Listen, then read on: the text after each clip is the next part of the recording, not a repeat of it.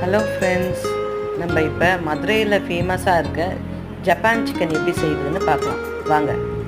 இது ரொம்பவே ஈஸிங்க. ஆக்சுவலாக வந்து சிக்கனில் வந்துட்டு மைதா மாவு, cornflour, pepper, ginger garlic paste, உப்பு போட்டு நல்லா கொஞ்ச நேரம் மேக்னேட் பண்ணிடுங்க.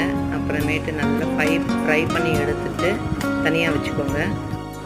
ஃப்ரை பண்ண சிக்கனை வந்து நெக்ஸ்ட்டு பட்டர் போட்டு சாப் பண்ணி வச்ச கார்லிக்கு, அப்புறம் பால், அப்புறம் கேஷ்யூ பேஸ்ட்டு, ஃப்ரெஷ் க்ரீம் போட்டு நல்லா ஒரு 5 மினிட்ஸ் குக் பண்ணிவிட்டு இறக்கிடுங்க. இது ரொம்பவே டேஸ்ட்டாக இருக்கும்.